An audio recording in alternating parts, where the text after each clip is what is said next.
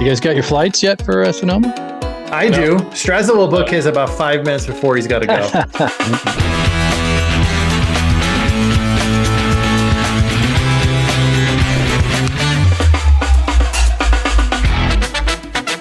All right, Straza, today we've got our good friend on the Off the Charts podcast, none other than the Brian Lund. Brian, what's up, buddy? Who came up with the name Off the Charts? I want to know. John did. Depends on how you feel about it. If you like it, it was my idea. If you don't like it, it was Straza's idea. All right, so it was Straz's idea. I got it. Why? You think it's lame? No, I'm just giving you a hard time. I don't give a shit. Call it whatever you want. Oh. Well, look, me and Straza and JC, what do we do all day? We talk about charts, right? Yeah. So my idea was like, let's get off the damn charts. Yeah. Let's talk about the guys behind the charts, the traders that are making the charts, right? Like you and me, Brian and Straza, we traders, our actions are what make the charts, right? Yeah, we're moving markets. Like I just put 100 lot in, and I think Tesla just spiked. It's crazy. Hey, you're making a joke, and I get it, but the fact of the matter is that our actions in the market, even if we're trading one lots, option trades, or 100 share stock trades, our actions cumulative add up to impacting the market, right? I mean, and yes, retail traders can impact the market. We saw it with GameStop and stuff like that, and the Reddit meme craze stocks. I mean, that can happen, right? We are important, Brian.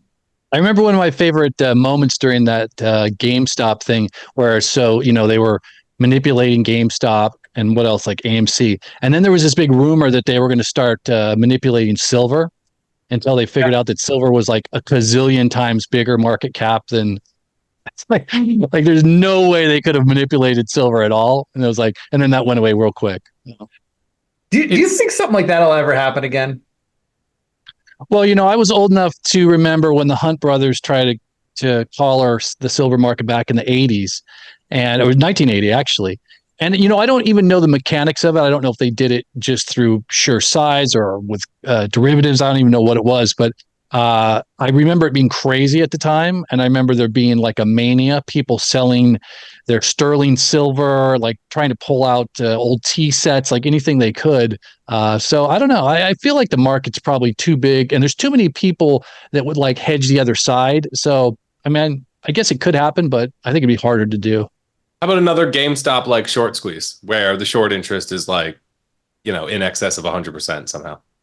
Yeah, when that first came out, when that first happened, I really thought we would see a serial, short squeeze market for years. I thought we would find the masses going after these names, but I just think they're not organized as much as you think they are. And I think if they were specifically organized, you'd probably be hitting some sort of regulatory issues. So it could happen, but I'm surprised it hasn't happened more. Yeah, me too. All right, so Brian, me and Straza are starting to get a little bit of a reputation around here for asking the hard-hitting questions. So I'm going to hit you square between the eyes with the first question. You ready for this? Yeah. You live on the West Coast. What time do you go to bed every night? Yeah. Wow, I don't know if I can. That's pretty tough. I don't know if I can divulge that information. I, by nature, am a night owl. Like if you threw me out into just an ecosphere without any controls, I would gravitate towards staying up all night long. But over the years, as I've gotten older, I tend to go to bed a lot earlier now. So I would say I'm usually in bed by 9:30-ish, and then I'm up like on a clock at like 5. I mean, I don't set an alarm. Sometimes even earlier. So that's usually my sleep cycle these days. And you let your body wake you up? Yeah. I never set an alarm. I tend to wake up at that time. So, and I also have kids. So like, even if I didn't wake up at some point, they're going to be up. So like, that's my fail safe, I guess. See, I'm impressed by that because West Coast hours, the market opens at 6:30. It's an early start for you guys, but I'm speaking for me here. I have the hardest time waking up in the dark, which sounds like you have to do every day. And I don't know how you do it, especially without an alarm clock. Impossible for me.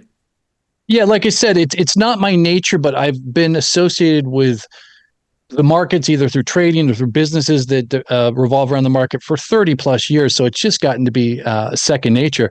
And I think, I think sleep is such an underrated superpower. I think when you're young, you don't think you need it, and you probably don't. But as you get older, you really find out how important sleep is. And now, of course, it's the big thing, right? Sleep hygiene is a hot topic. But it's interesting. I'll tell you one thing. They talk about all these different things you can do to get good sleep. Go to sleep at the same time. Don't have caffeine after a certain hour. Don't eat before you go to bed. They've got these cooling pads that you can put on your bed to keep it at a perfect temperature. But everybody ignores the one most important thing for getting good sleep. Do not have somebody else sleep in the same bed with you. Ooh. It makes absolutely no sense whatsoever to have someone from 110 to 250 pounds next to you, rolling over, moving, snoring, turning into a heat furnace. Like it's the worst thing you can do. I haven't slept in the same bed with my wife in 16 years, and it's beautiful. We both love it. This is such a hot take. I can't comment well. Brian Lund's a throwback. He's a throwback. He watched the 70s sitcoms. He knows how it's done. I'm going to take the other side of that just because I've noticed that whenever I travel and I'm like sleeping alone in a hotel bedroom, I toss and turn all night. I can't sleep. I need my wife next to me. Because you only do that once in a while. I guarantee you, if you were to take 3 months and sleep in separate rooms, when 3 months is over and your wife goes, okay, we'll go back to bed. Maybe not, honey. But think about from a physics standpoint, right? It just doesn't make any sense whatsoever. Like if you wanted to orchestrate the worst scenario for getting good sleep, would it be to have some 200-pound object next to you that's radiating heat and moving all night long? It doesn't make any sense. No sense at all. Farting and all that stuff. Yeah. Getting up in the middle of the night, whatever. Or someone that's reading on their phone while you're trying to sleep. It just makes no sense. Screens, TV on. That's a bad one. Yeah, that's right. I see a new avenue opening up here for Brian Lund, a new business opportunity. How to be a better trader starts with kicking your spouse out of bed. 100% on that one. It's already an industry. They're selling these the temperature controlled sleep beds. They have an app on my phone of like noises, of nature noises that you're supposed to listen to when you go to bed. It's a business. I'll even give you one more, and this is going to be probably too much information, but like, even though I don't fit the physical profile and I'm not a smoker, I'm not overweight, I actually have sleep apnea. And so for years, my wife, when we did sleep in the same bed, would say like, you like have these 6 to 10 second moments when you're not breathing, where you just are like, like that, And so finally, after doing 2 or 3 sleep studies, I got a CPAP. Oh my God, dude. It is the deepest, most regenerative sleep you will ever get. And of course, no one will get it because I don't want to have a CPAP, but like it's the best. So don't have someone in bed with you. Get a CPAP, right? Go to bed at the same time. Get a chili pad. Like, you'll be a Superman. Can Brian Lund possibly be the sexiest man alive? I mean, this is sexy talk right here. Right. Yeah. Right. No. So sleep hygiene is really important. That's a big one. How healthy are you? Like, what else is a part of your routine, or do you think you do to keep yourself healthy and allow you to trade? Well, look, I am naturally blessed by having a high metabolism. I don't put on weight. I'm the same weight that I was when I was in high school. But something that I do have ADHD, and I don't mean like a trendy ADHD. Like I've been diagnosed by a psychologist and psychiatrist years ago. I didn't figure it out till I was in my 40s. Made a lot of sense. But what I do have is I have general anxiety disorder, and it's another thing that I didn't really figure out until later in life. And one of the reasons that I didn't figure it out is because I don't walk around all day feeling anxious, right? Like I thought that someone that would have, let's just call it GAD, because I think that's what they call it for short. I thought that would be like a Woody Allen type person, like, just nervous and all, like, and that's not how I feel. But what I realized after going to therapy and kind of working through this stuff is my baseline was already up here, right? So when I get up in the morning, I'm already at a baseline of higher anxiety. And so I don't notice it because that's all I know, right? It's only when situations go really anxious. And so I've had to, that combined with ADHD, I've had to work on what are called just cognitive exercises. It's mindfulness, meditation, just some other things that prevent you from catastrophizing. Just lots of healthy mental exercises I've done for 10 years, which, by the way, totally help in the market. I mean, 100% help in the market, because nothing can spur your anxiety more than being in a position that's going against you or taking too big of a trade or outsized risk. So it's been a good 10 years in terms of health mentally. Strauss, I think you need to introduce him to your weed guy. Maybe that'll help. So you've made a conscious decision to address these health things for what, 10 years now? And before then you were more or less ignoring them? I wasn't ignoring them. I just wasn't, they didn't ring true to me. Again, like I didn't see myself as an anxious person. So I was like, it doesn't really make sense. My philosophy, and I tell everybody that's struggling either in life or the market, I tell everyone they should go to therapy. Everyone needs an objective third opinion, someone that's not a friend, someone that's not a spouse. And my philosophy on therapy is like, I want to figure out what's ailing me, right? Not as a, like a lot of people these days wear them as trophies. Like, I have this or I have that. I don't want that. Like, I want to find out so I can address it. Like, I don't want to be a perpetual therapy patient for like 20 years. Like, I want to go to a therapist who's going to go, here's what your issue is. Here's how we can work on it, and then get the hell out of here. Right. So I've always like faced those things to find out what they are. I'm not ashamed of them, not afraid of them, because they're just going to make me a better person, a better friend, a better father, a better husband, and that's what I want to be. Hey, you're a Renaissance man, Brian. I mean, you don't sleep with your wife, you wear things on your faces, and you're in touch with your inner feelings. This is great. This is why you're probably a good trader, because of all these things, right? I mean, I'm teasing you, but there's some truth there. You are in touch with, I don't want to call them deficiencies. Let's not call them deficiencies, but you're in touch with the things that you could work on, right? And you're putting the effort into doing it. And, as traders, if you're disciplined in your life, and if you're structured and you follow routines in life, that's going to translate into how you manage your trades, find your trades, engage with the markets. It all, if you're doing one thing over here in your life, it's going to translate into trading. It's just, there's no way around it, whether you're doing it consciously or not. And I wonder if the market helped you find out these things about yourself, or attributed to it, or maybe sped up the process. So you're so right, Steve. And I didn't put those two together until about 10, maybe 15 years ago. There's something about the market that has an amazing ability to hone in on your biggest insecurities. And I think somebody not selling a position that they should sell is less about finance and less about ego, and more about the fact that they didn't get attention from their mom, or they didn't get picked for the football team. I'm making fun of that, but the point I'm trying to, illustrate here is that there's these connections that we don't even put together, and certain things will really spark those connections. We react to them. We emotionally react to them, but we don't know why. All we know is our reaction. So being able to put together a lot of those things, both in my personal life and in the market, really helped me go, oh, yeah, maybe I shouldn't do that anymore, or, try to avoid doing this in the future. How about writing? How long have you been writing for? So the way I started writing was I sold a business that I had for about 20 years in 2005 to trade full time. So I owned this business about 20 years, and I would trade at my desk. I finally sold it, and the transition from owning that business to trading full time was really rocky. And the reason why is because when you own a business, or if you're an entrepreneur, you constantly are having to do stuff, right? There's always something to do for your business, to either make it better, to make sure you don't go out of business, or to improve it, whatever. So I sold my business. I stayed with this company for 30 days as part of my contract. And then the first Monday after my last Friday, I went right into full-time trading. And I brought that same mentality of always having to do something into the markets. And I overtraded.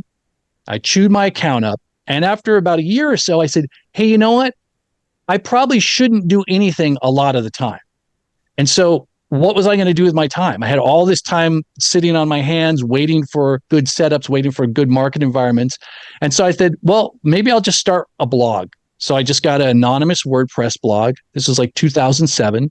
And the idea was just to start writing kind of a journal for myself, but I wanted to do it publicly, even though it was anonymous, to kind of just, I don't know, keep myself honest.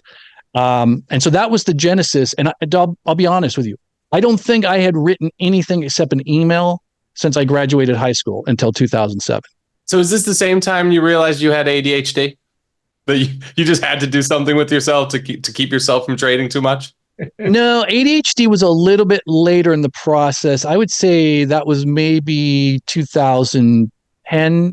Well, it's hard. I'll have to think about that, but I don't actually connect those two time frames with finding out I had ADHD. I was kind of kidding. Oh, well, you can edit that out then. We're going to edit a lot of this out. Don't worry. Yeah, whatever.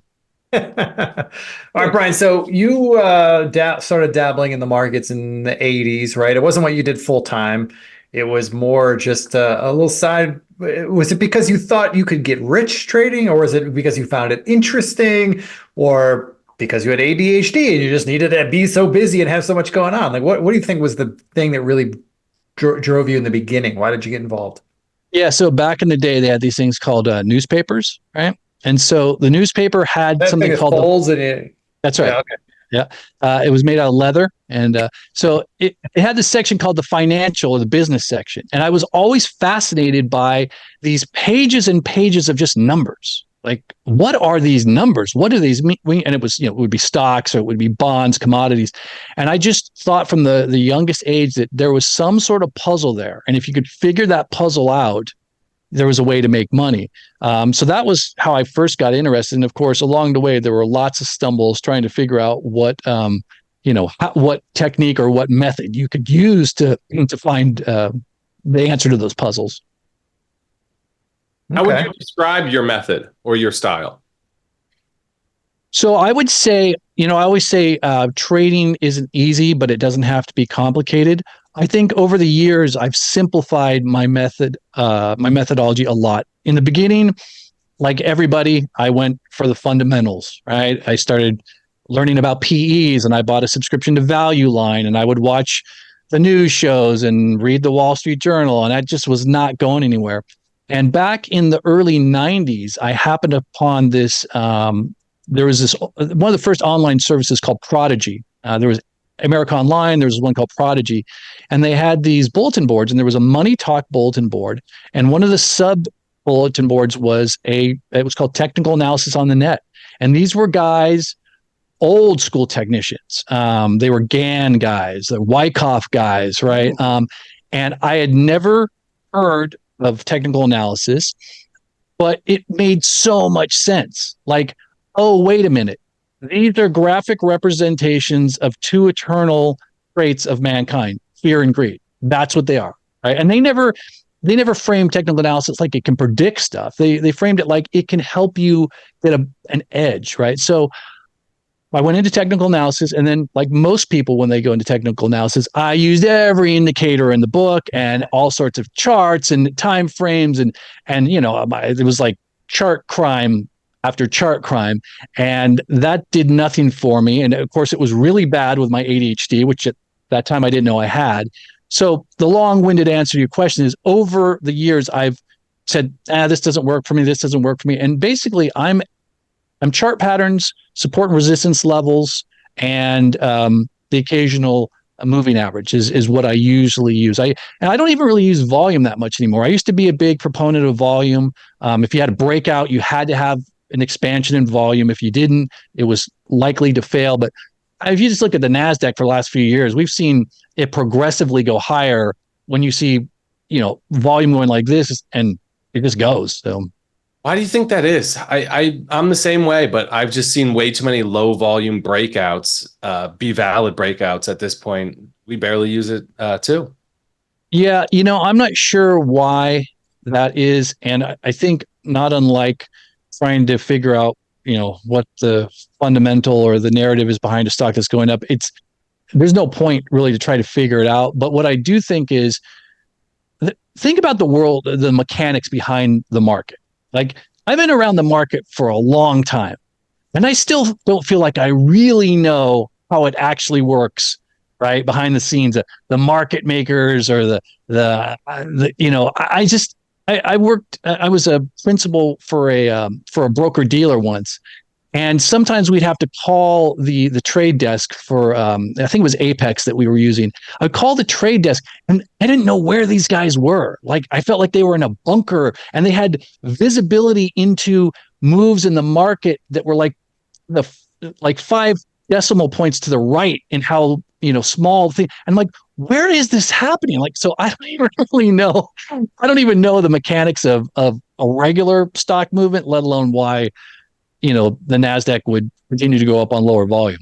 Well, I'm gonna put on my conspiracy theory hat here real quick, and I will submit to you guys that why we see a lot more low volume breakouts than maybe we used to is because you have a lot of algorithms that are in place now in the markets that are trained on taking the other side of retail traders buying breakouts and selling breakdowns. It's such an obvious trade for retail that there are algos that are, trying to trigger these moves to happen so they could take the other side of them. What do you think? Yeah. Yeah. One of the things that I found out when I was, again, with this broker dealer is that in order to trigger a stop on an exchange, you don't actually have to have a trade at that price. You just have to flash a quote at that price, right? Which was a big eye opener for me. Yeah. And I also learned a lot about the prioritization of certain orders, like how a stop limit order is prioritized over a stop market, even if they were both placed at the same time. And they're all designed to do exactly what you talked about, Sean, because these exchanges, they run on volume. They want to trigger volume, right? So there's all sorts of shenanigans. People will say they ran my stops. Now, they're not running your 100 lot stops, but you put your stop at a place that's super obvious for anyone to see, or for any algorithm that's programmed in the way that people see, to just go down there and go ding and hit it. So I would agree with you. I would say that that's probably a large reason of why we're seeing this sort of price action over the last few years. Do you guys find that you get shaken out of trades more today than in the past? Oh, because I do. Wouldn't that make sense? Like, logically make sense? Yeah. So I wrote an article maybe 6 or 7 years ago talking about this exact thing, about how to place more effective stops. And one of them was, taking a smaller position so that you could have a stop lower than where the obvious spot was. And there were a couple other techniques there too. But yeah, I think 100%. And the other way you can play it, though, is if you know an area where you think stops are going to run, you can put a buy right there. If you're trying to get into a position, right? So you put a buy stop right at that level, thinking, they're going to run everyone. Then you'll get filled and bounce. So there's lots of ways to get around it, but it's, takes a lot of focus and a lot of time, and you have to pay a lot of attention to the market. Yeah, I've adapted similarly. As an options trader, it's a little different, right? But I adapted in 2 ways. One of them is most of the options trades I put on have defined risk, and I size the position in a way that, worst case scenario, I know what I'm going to lose, and that's totally acceptable within the realm of what my capitalization is, right? So that's part one. But part two is I very rarely will stop out of a position intraday. I wait for the closing price of the day, and if that closing price is below my threshold, then I will look to exit the position somewhere near the open of the next trading day. And many times that has saved me from getting whipsawed out of positions that ended up working. It doesn't always work. I mean, there's been many times where I'm like, I wish I got out the day before when it triggered. But again, that comes back to the defined risk part, right? Like, I'm already accepting a risk of 100% loss up front. So anything better than that, in a weird way, is kind of a win, right? But that helps me avoid a lot of the whipsaw that you guys are talking about. I don't know if I'm seeing it as much as you guys are, but maybe it's just because I trade a little differently than you. Yeah, and you hit it right on the head. Because you have that defined risk with the option, you can do that. Unfortunately, you can't do that with common, and that sucks sometimes, because what I do is at the end of every day, I'm looking over my list, my active list, and sometimes you'll see a stock that drops off the list, but then comes back on because it reverses. Well, if you were to hold that position through that loss, you're really violating your risk parameters, right? But here's the thing, right? Nobody says you can't get back into a stock. And I think that's where a lot of people lose the thread. I know I do too. Like, I'm really bad at getting back into a stock. I'll hunt a stock, I'll watch a stock, it sets up, I'll get into it, it starts to move in my direction, then it shakes me out. I'm stopped out, like, screw that stock. And then the next day it sets up again and goes in the direction I wanted it to. So, you know. Yeah, no, I'm the same way.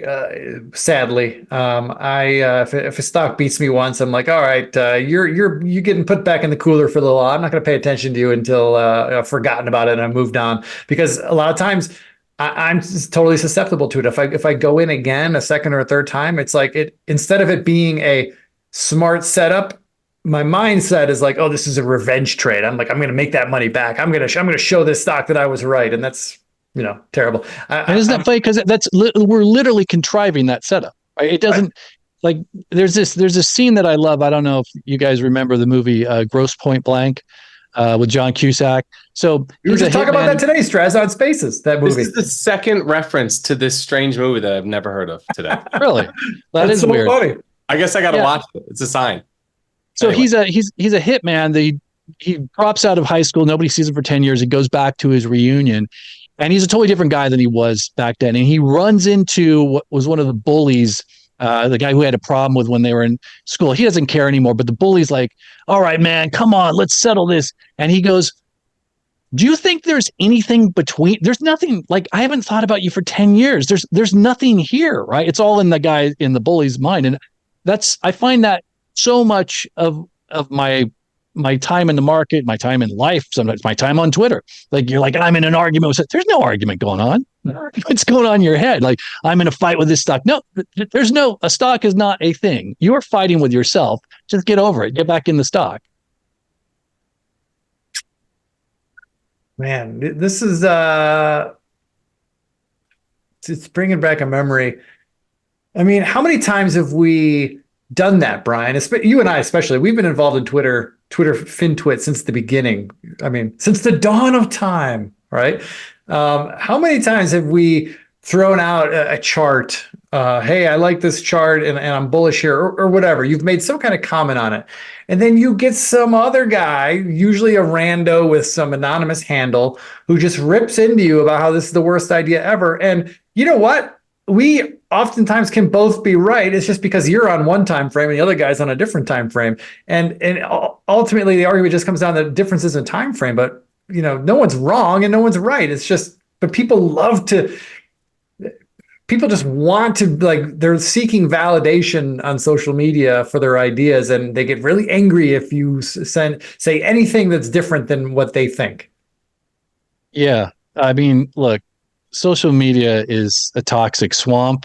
I don't get a lot of people giving me crap because I don't really care. And I'll just like retweet their tweet and comment on it. I think people just go, but I know what you mean. I mean, this is one of the reasons that, I created a Discord for the Lund Loop, because I wanted to have a spot where people could really interact and share and help each other without worrying about trolls. I always say, like, if anyone's an a-hole in my Discord, I kick them out, no questions asked. In 3 years, I've only kicked. Don't you have a list of rules, and rule number 1 is don't be a dick? Yeah, it's not quite like that, but it's close. I mean, look, it's all based around the golden rule, right? I mean, just treat people like you want to be treated. But I think what happens is you get these situations where sarcasm, inflections, subtleties, they don't translate over text, right? Whether it's Discord, whether it's a text message, whether it's Twitter. And so when you want to believe the worst case scenario about what someone says, and there are some people like that, some malcontents that are just like that, right? That's where you get these problems. And so I've only had to kick one person out in 3 years. So that's why I like kind of segmenting myself from Twitter. You see, I'm not that active on Twitter like I used to be. When you take the conversation off of Twitter, it seems to be 10 times more appropriate or professional. I don't know what it is about Twitter that just brings out like just the worst degenerates and the worst in people. But like even in our YouTube chats, we don't have problems. You would think based on some of the Twitter replies that we would. But I would argue there's two reasons. Number one, and a lot of people on Twitter, not everybody, not us, but a lot of people are anonymous, right? So when you're anonymous, you feel a little bit more emboldened to just attack people for no reason. Secondly, I think it's because you're at least when the way Twitter started, was it 140 characters when they first started? It encouraged you to be brief and short, and so the mindset is you don't put a lot of thought into what you're saying. You're just trying to be quick. And so you're just like you're spouting out your knee-jerk reactions, which is always the worst reaction for anybody in any situation. The format itself lends itself to like a flippant attitude. Right, exactly. Whereas like if you're on, I don't know, I haven't been there in forever, but like Seeking Alpha, for example, like that's like people are writing reports and they're putting a lot of effort into it. You might disagree with the report and you might think the report's terrible, but whoever wrote it put some effort into it, right? And put some time into it, and generally doesn't come off as, stupid. So hold on, Brian. We're saying all these negative things about social media. You've been on Twitter forever. You're active on Twitter. Are you there because you have to be there and it's good for work, or are you still finding value in this platform? I know there was a time when everybody found tremendous value in Twitter. Yeah. So the way I use Twitter is I use TweetDeck. And so what I do is I have lists set up, lists of traders that I really respect, that I know are, they're quality people. And so I'll use that on that list. Right. It's the non-Sean list. I'll look at that list from time to time for a few reasons. One is someone may have an idea that I hadn't thought about. They'll post a chart and I go, oh, that's a great chart. I should look into that. Sometimes I'll get confirmation, which, I think confirmation is underrated. You can use confirmation in a bad way. Like you can say, I'm going to get in this trade that's kind of going against you. Someone goes, oh no, it's a good trade. And then you use it as an excuse to stay in it. But I think if I've got an analysis already and I see somebody that I really respect who has some similar take on it, that helps me. I guess it gives me a little extra confidence. So, and then I do like, there are people online that I like interacting with. I mean, I wouldn't be friends with any of you guys if it wasn't for Twitter. I mean, first guy I ever met in real life from Twitter was Joe Fahmy, right? I'm friends with him. I was just at his 50th birthday party a month ago. Brian Shannon, he and I have gone and had drinks before. Howard, I can go down the whole list of people that I wouldn't know if it wasn't for Twitter and StockTwits at some point. Yeah, all you guys. Isn't our experience a little bit more unique than most people's? Like we have this network of FinTwit friends. We all know each other and actually see each other in real life and stuff now. Most people's experience is not that at all. Never meeting. Yeah. Right. Yeah, I think one of the weird things about Twitter that I've never quite figured out is why Twitter didn't have more verticals. Like, why isn't there? Because we have FinTwit, and maybe there isn't. Maybe is there a sports twit? Is there movie twit? Is there basket weaving twit? Like more siloed conversations and communities, and then that would make sense. Like, oh, you want to get together to have a plottery meetup somewhere from the people on Twitter. But if you don't have that core topic or subject that you're all into, it would be weird to meet Twitter people, with no context. I would never go meet my Twitter followers that were not people related to the market. That's a scary thought, actually. Yeah, it is. Well, I always get a kick, Brian, when I meet fans of yours in the wild. We mentioned earlier, I host a traders meetup that we get together a couple times a month. In fact, I just had one last night in Denver. And every once in a while, someone will come up to me and be like, "Oh, I saw Brian Lund, tweet at you or say something to you. I didn't know you were friends with him. That's so cool. I'm such a big fan of Brian Lund. I've subscribed to his newsletter." And there's a little bit of an aura around you, Brian. I don't know if you know this. I don't want to make you blush, but people are big fans. Well, that's nice to hear. I mean, I don't know how much aura that is, but look, I just try to be a real person, to everybody, right? I want to give everyone the benefit of the doubt. And I like meeting people online because I don't like meeting people in the real world. So maybe that's what it comes across, right? Maybe if you think I'm really nice. So I don't know. All right. Well, it's nice to hear. Speaking of my meetup, I had a conversation with a new guy last night. We get new people at our meetups all the time, and this guy, a gentleman, is young, and he's doing a job that he hates. Mm. I'm not gonna say what he does, doesn't matter, but he works a job he doesn't like, and he's never traded before, but he came to our meetup because he sees trading as an exit from this life that he's currently existing that he hates. I imagine, you cast a pretty wide net with your newsletter and social media and all the writing you've done. So I'm sure people have reached out to you over the years, people who are new, who are looking for advice to get started. When you come across, and I'm sure you come across people like this, right? Who like they want to quit their hospital job because they hate it and they want to work for themselves and be a trader. They're attracted to that allure. When you encounter somebody like that, A, what's the thought that you maybe keep to yourself? And then B, what do you say to somebody like that? Well, I don't really keep much to myself. I'm pretty much open book, and I probably am too honest. So I usually tell people things even if they don't want to hear them. But look, the first thing is we talk in trader language easily. We all fall into it because this is what we do. But the fact of the matter is that 98% of the population out there should not be trading. They just shouldn't, right? They should be dollar cost indexing. They should be in 401ks. They should be putting money in their retirement accounts, funding their 529Bs. So that's the first thing that I would say to anybody. If you've done that, and then you've got some risk capital, then okay, go ahead and take a shot. But what I would say is don't plan on getting rich fast, right? In fact, I wouldn't even frame trading as getting rich. Like, I think a lot of people think the reason you trade is you go from $0 to $5 million and then you're done, right? I look at trading as an income generating thing that you do for a long time, right? And you don't take any crazy swings. You're hitting, let's use the baseball analogy, doubles, singles, triples every now and then. And so I would encourage people to take it slow, to ignore the people that claim they turned 100,000 into 5 million in 6 months, because if they really are using a methodology that does that, it will turn that same 5 million into zero or less if they're on margin. So I would just encourage them to take time and get good at what they're doing. It's like when you play blackjack, right? You can play blackjack in a statistically profitable way. It's super boring, right? It's super boring, but over time you will have an edge. Now, who wants to play blackjack that way, right? I don't want to sit there and have a 3% advantage. I want to go have some comp drinks. I want to flirt with the waitress. I want to, double down. I'm going to split. That's fine if you're going to Vegas, but if that's how you're approaching trading, chances are you're going to blow up.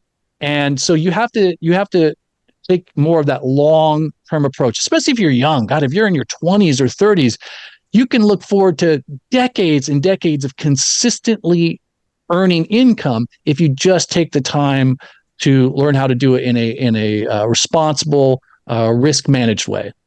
Would you say, like, I think in general too, you can't trade because you need the money. You can't trade with the expectation, I'm going to make X amount a month.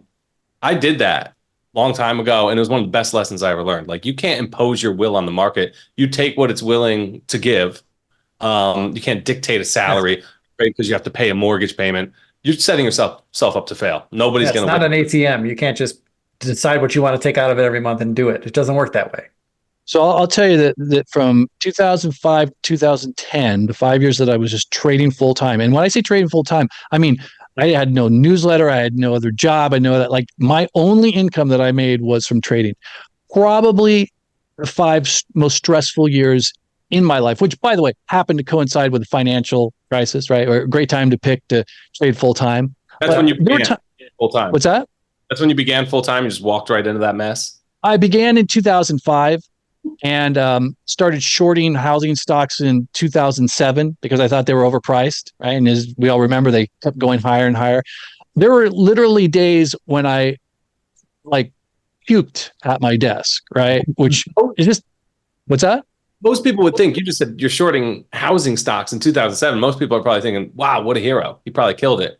Problem is, you blow up during bubbles, right? You were right. You were just early.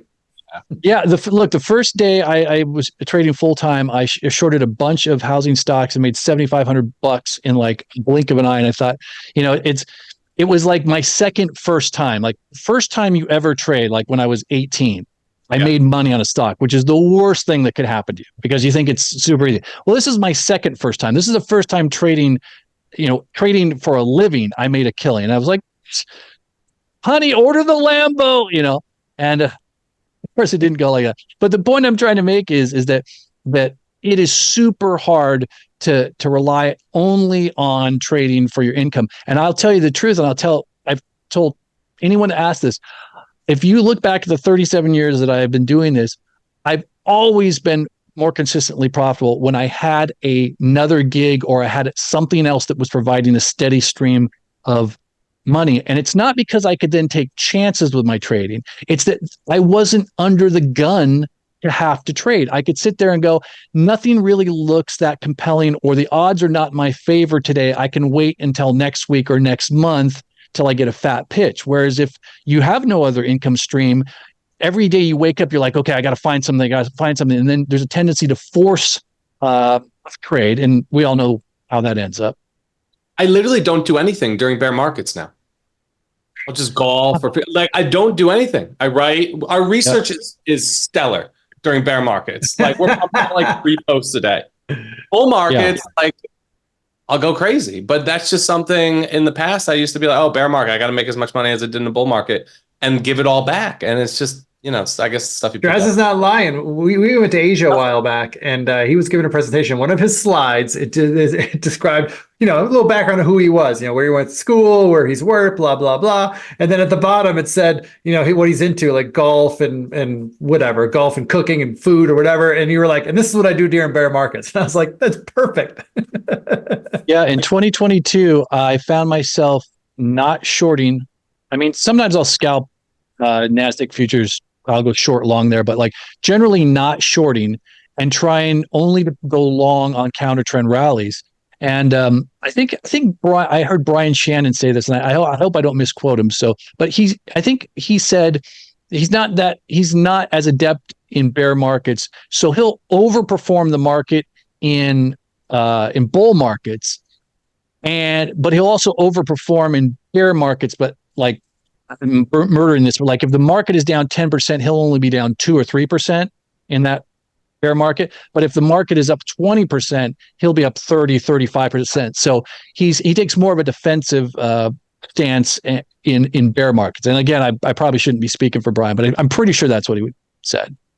Well, you mentioned him early, Joe Fahmy, kind of similar type trader, right? Like Fahmy kills it in a bull market, and in a bear market, he's just taking it easy, trying not to lose too much.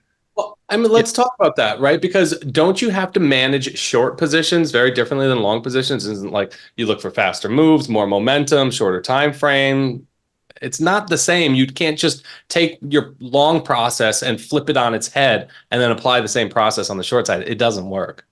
Yeah, and I think you're also fighting against a macro trend. I mean, if you look at the stock market from the Buttonwood Agreement to today, it goes from the lower left to the upper right. That's just what it does, right? It has a upward bias. Now, even intraday and interweek, sometimes there is that bias. And so it's hard to time shorts. It really is hard to time shorts.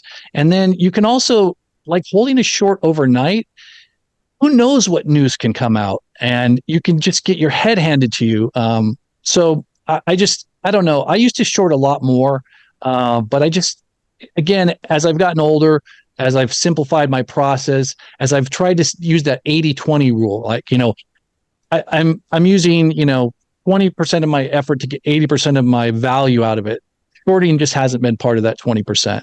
I have some feelings about this because, I started trading in the late 90s and I was a day trader trading NASDAQ stocks. And every one of us in my office, we all made a lot more money on the short side, but we were day traders. And I feel like if you're an intraday trader, shorting might be, some others might argue with me, I would argue it's the preferred way to make money. The moves happen fast. I feel like they're a little cleaner. You're already fast anyway because you're a day trader, right? So you're nimble. You're in and out of positions pretty quickly. But once you get out of that time frame and start getting to a weekly time frame or even longer, I feel like short positions, the odds are stacked against you in so many different ways. Like the market is rigged to go against you, right? Like the company whose stock you're invested in has every vested interest in making that stock go up. So if their stock is getting crushed, they might issue a buyback, they might issue a special dividend, they might do any kind of accounting shenanigans or press releases, anything at all to juice the stock higher. There's so many things working against the short seller in longer time frames. It doesn't mean you can't make money. We all know short sellers who've made fantastic fortunes on big short bets, but it's so much harder. The whole world is against you essentially when you're a short seller, unless you're a day trader. Day trading, I think it's a great intraday strategy, but other than that, too hard. Yeah, I mean, you're working against basically every institution out there, right? I mean, every institution is, your Fidelities, your big institutions that they're buying for all their clients. They're not selling, they're not shorting. The whole world has a vested interest in stocks going up over time, right? So they're going to do whatever they can. I mean, if we're talking on the broader perspective, even like the markets, when the S&P is down 20%, all of a sudden we got the Federal Reserve taking action. We got the president making, statements, anything to juice the public to get back into the market. You got so many things going against you when you're a short seller.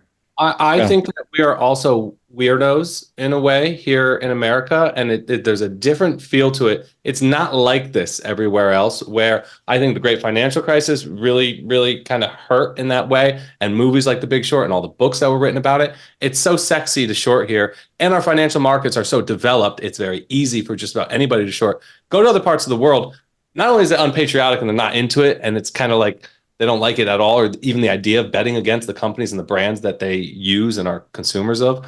But they don't have access to short like we do. So I think that's a very American thing, betting against your own businesses. Yeah, well, if you think about how it probably came about, there was, big institutions probably said, well, we need to be able to make money when the market goes down. We can't just sit and wait for it to go. So I'm sure that's how, and that's a very entrepreneurial American way of looking at things. Yeah, when Steve and I went to Southeast Asia, it's funny because to that point, Steve and I, when we first learned in some of these countries we were in that they couldn't short sell, our initial reaction was, what? We were looking at them funny. We were looking at them funny, Sean, and then they were looking back at us funny. Yeah, like, why is that a big deal? We just go to cash. Like, what's the problem? And they thought we were crazy.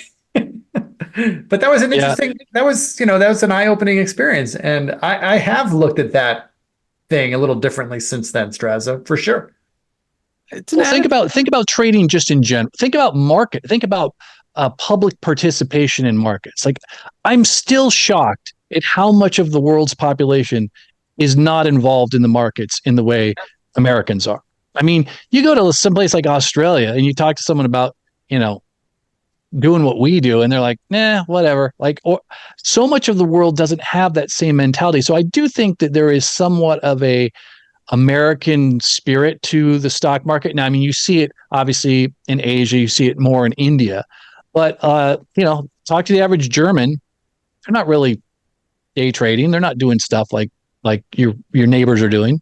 And maybe not Germany, but like emerging countries, they have there's access laws where they can't trade on our market, and the options that they have to buy the stocks that trade on their local market are no good. You wouldn't want them anyway. I think crypto markets can help with this. Yeah, but that's what I mean, right? I mean, the cultural viewpoint of trading in markets like that is totally different. Like I always think to myself, why is there a Mexican stock exchange? Like why? Like why is there any? Why isn't there just one stock exchange where everything is traded? It's not like where it used to be, where you couldn't, if you were in Belgium, you couldn't trade a stock in the United States because, how would you do it? Find a broker. Like now everyone can do everything from everywhere. Why don't we not just have this one big stock market? That would be cool. Maybe one day in the metaverse. One more question that we've been asking everybody, at least, for me, that I definitely want to get in before we're done here. Been trading for a long time. You've been doing this for a long time. You wake up every day when it's dark out. You're doing the same thing, same process, right? Hitting singles and doubles. what keeps you passionate about the markets and doing what you do on a day-to-day basis? Well, that's a great question. You know, we talked about writing earlier, and writing for me, I like it, but it is a chore, right? It's something that I have to kind of psych myself into. And if you read about great writers and their process, almost to a T, all of them say like, how could I not write? Like they get up in the morning and they just have to write. It's not like, I want to be a writer. They have to write. I just feel like that's who I am. Like I didn't make a conscious decision to say like I want to trade. Like something about markets just lit me up from the earliest age, and I don't even think about it. Just like, I mean, I think we were on maybe it was on the morning show, and JC said something about like, are we going to be 85 years old and just always checking futures? And I was like, yeah, of course we are. Like I I always talk about the difference between us and civilians, right? People that are not like us. Like, you go to Starbucks, and I'm like, the girl at the window did not know that the VIX is over 30. How could she not know that, right? So to answer your question, I don't know. It's something internal to me that I love it. It's second nature to me to like, I'm so angry that I can't ask, Alexa or Google, like, what are the futures doing right now? Like, I want to know things at all times about the market. So, All right. So, Brian, speaking of being 85 years old, mm, you and I are going to expose ourselves as the old guys on this conversation. So, Straza, if you yeah. want to take a break, you can, but you might find this funny. So, 4 or 5, I don't remember how long ago it was. Let's just say it was 5 years ago. Brian Lund called me, and we chat on the phone every so often just to shoot the breeze and whatever. And the tone of the conversation at that time between me and Brian was, what the hell is this crypto shit in? Should we be paying attention to this? Should we be trading this? And Brian, I had started dabbling a little bit, but Brian hadn't gotten involved yet. And we were both like trying to figure out, like, is this shit for real? Like, this is so crazy. We don't understand any of these terms, this language of these products, like blah, blah, blah. Anyway, I'm telling this story, Brian, because as you and I, the old guys in this conversation, are getting further on in our careers, as we get older, it's human nature that it's harder for us to adapt to new things, to new ideas, to new strategies, to new processes, anything. It's a feature of becoming an old guy. So how do you guys like you and I fight this natural inertia to like want everything to stay the same? Because I understand it, instead of like really throwing ourselves into the latest thing. Well, I think you do it by perspective. Since we have been around for a long time, think of all the things we've seen, right? Think of all the new products we've seen, the hot sectors, the fads, the things that come in and out. There's always going to be something new to get into. You don't have to get into everything that's new, right? You don't have to be in like you didn't have to be in SPACs, right? You didn't have to be in GameStop, like I remember when options came out, weekly options, people were like, that's crazy, right? So there's always something out there that you can find that's new, but you have to do something that fits your psychological makeup. Like I remember being at a Stocktoberfest when people were first starting to talk about Bitcoin. And this was a long time ago. And I remember thinking, this is kind of weird, right? Well, now Bitcoin is almost ubiquitous, right? I don't actively trade crypto just because I've never gotten to a comfort level with the mechanics behind crypto, right? I just feel like there's another Luna out there ready to happen. But I don't need to, because you can, I bought Facebook when it was 100, right? So like, that's the great thing about markets and trading is like there's all sorts of vehicles, there's all sorts of categories, there's all sorts of strategies. You can find whatever it is that you're comfortable, that works for you. You don't have to trade everything, right? And so you just try to do the best you can with what works for you. Because at the end of the day, it's all about making money. I don't care if I make money in crypto or I make money in Facebook. It's all the same thing to me. I mean, Brian knows a lot about embracing new innovations. Didn't you used to make your charts on graph paper? Yeah. So here's the way it used to work, right? So you would get one chart per stock and people would hand it down from generation to generation, right? So you would will your stock charts to, and if you lost your stock, like if you lost your meta chart, your family didn't ever have a meta chart. So that's how it was. All right, Brian, it's we're approaching an hour here. We promised we wouldn't keep you for more than an hour, and we don't usually record these during trading hours, but it happens to be during trading hours. So out of respect to you, out of respect to everyone else, we're gonna cut this here short. But hey, you're one of our friends, obviously. We're all better for knowing you. We're happy that you're part of this community and you do great things for the community, not just for us, but for so many people who follow you and read you. And I've enjoyed your reading for your writing for a long time. So, I hate throwing compliments your way, but man, you're awesome, man. I'm happy I know you. Well, I appreciate that, and I feel the same with you guys. There's this dynamic that you sometimes get when you go to a conference, right? Especially if it's not a specific conference for like traders. And like we were at Future Proof, I remember last year, which is mostly financial people. I don't really work in that world, so I'm walking around, and then when I see someone like you or Straz, I just go, trader, right? Like so. My people up here. Yeah, so I feel exactly the same about you guys. No, Brian, you're one of the best. Thanks so much for joining us.